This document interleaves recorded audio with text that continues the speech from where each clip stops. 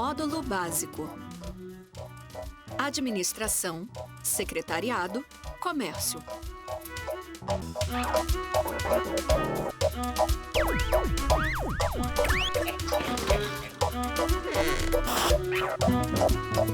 Programa 39. Estratégia de marketing. Pois é, muito se fala do marketing de suas vantagens. Ai. Alô? Oi, mãe. Mãe, eu tô trabalhando. Tá. Tá bom. Eu já sei o que vai te ajudar. Tá bom. Então, tá bom, eu te ligo depois. Um beijo, tchau. Desculpe, era minha mãe pedindo pra eu aproveitar que eu tô na rua e comprar um presente pra ela. Mas por que eu tô contando isso pra vocês? Porque o presente é pra comprar justamente numa loja especializada em criança. Qual será a estratégia de marketing deles? É justamente esse o tema da nossa reportagem de hoje, estratégia de marketing. Vambora? O público dessa loja é o infantil. Toda a sua estratégia, então, é voltada para ele, ou melhor, para as mães. É só você dar uma olhada no material promocional. Mas não é só o material promocional que é direcionado ao público infantil e às mães. A Carla Feldman é diretora de marketing dessa empresa e vai nos explicar quais estratégias eles usam no dia a dia para trabalhar essa imagem. Carla, me conta um pouquinho da empresa. Desde o seu início, ela vem trabalhando com moda infantil. É uma marca nacional.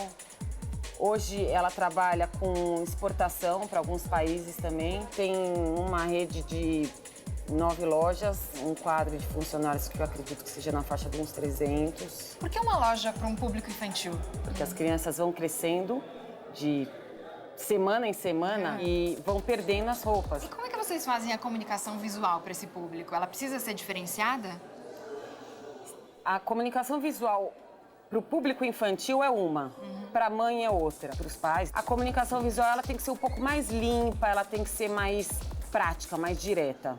Né? Então, enquanto para a criança a gente trabalha com cores, movimentos, com desenhos, a altura dos balcões tem que ser uma altura adequada para a criança e para a mãe também, né? Porque a gente já está falando num ponto de venda. Então, tem que ser uma coisa confortável para os dois. Um veículo de divulgação já é mais complicado, porque você tem que, ora, falar com a mãe numa revista especializada para a mãe, ora, você tem que falar com a criança, uma revista especializada para as crianças. Se fosse trabalhar televisão, a gente também teria que trabalhar horários diferentes, programações diferentes e canais diferentes, né? Emissoras diferentes. A comunicação é toda diferenciada, assim. É difícil trabalhar a mesma comunicação para os dois. Então, uma loja especializada no público infantil tem muito mais gasto com comunicação em geral? Sim, sim. 2 produções, são 2 tipos de veículos que você precisa atingir. Se é tão complicado, como é que vocês fazem para descomplicar aqui na loja? Dentro da loja, a gente conta com a equipe de vendas. A gente faz com que a nossa equipe toda de vendas tenha treinamentos, sempre para poder aprimorar os argumentos que ela vai usar. Se você me perguntar, é mais difícil convencer quem, eu não vou saber te responder. Isso depende da criança e vai depender da mãe e muito mais da vendedora ainda. Hoje, em quais mídias vocês estão investindo? Hoje a gente investe em catálogos. No início da coleção, ele é enviado para todos os clientes. É feito investimento também em revistas especializadas. É feito patrocínios de gincanas escolares, uniformes escolares também. Tem o lado social. É uma empresa que está toda aí, porque afinal de contas, trabalhar com criança tem que ter uma energia. Como a deles, né? Oh.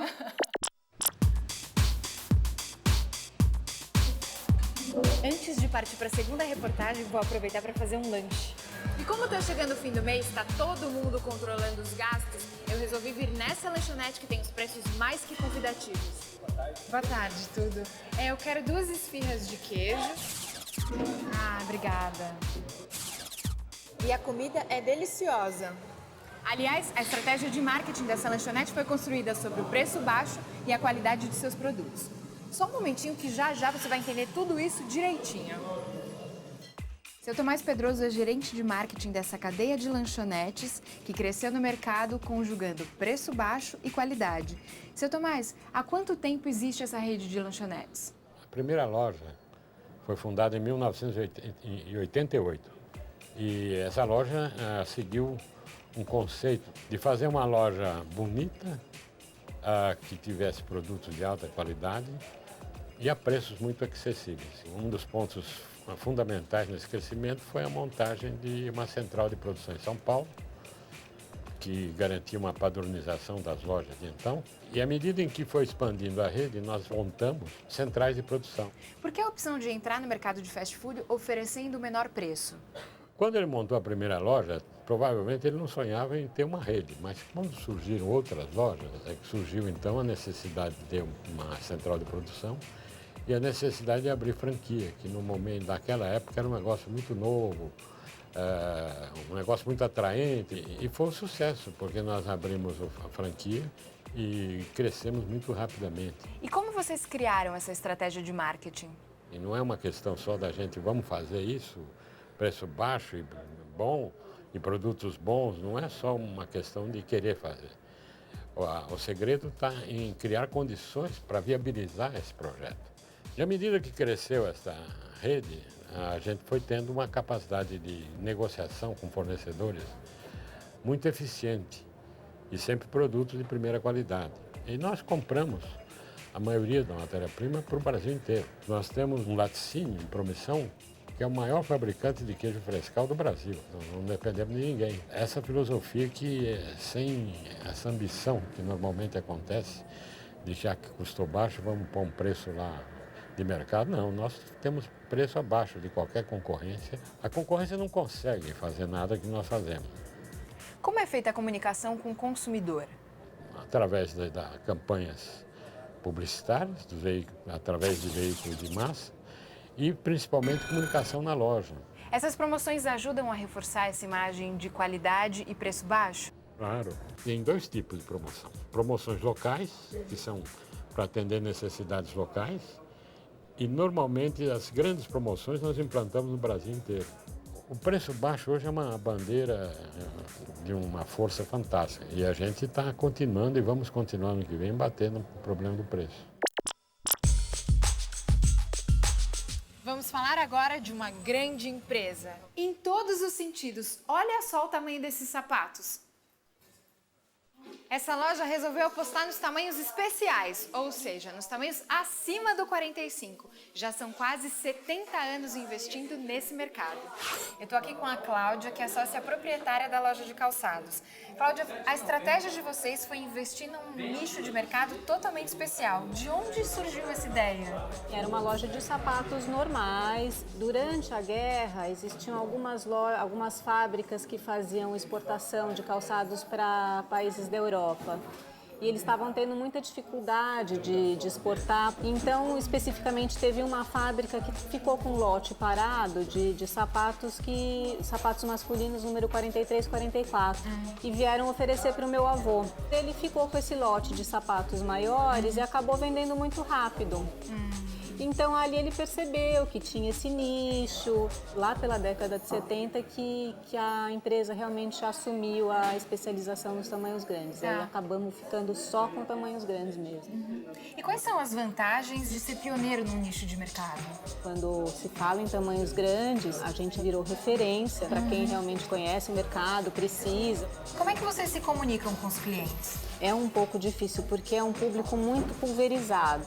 Aonde está a pessoa que tem pé grande, né? A gente não consegue detectar assim um público específico com quem a gente possa se comunicar.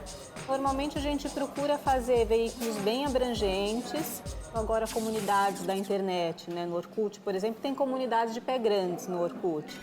Então ali a gente consegue até atingir mais precisamente o nosso público. Então a gente faz jornais, revistas de uma maneira ampla e também mala direta. A gente tem, acho que agora, quase 20 mil clientes cadastrados. Então aí é uma comunicação que aí vai direto mesmo para quem interessa. A gente, óbvio, que está se adequando às novas tendências. A internet, por exemplo, é um exemplo bom. E como é que a empresa reagiu quando começaram a aparecer os primeiros concorrentes? O que a gente percebe hoje é que tem muitas lojas de calçados normais que já estão atentas a esse crescimento, né, do pé do brasileiro. Então a gente está tendo que crescer também. Telecurso Tec, um programa de educação da Fundação Roberto Marinho e do Governo do Estado de São Paulo.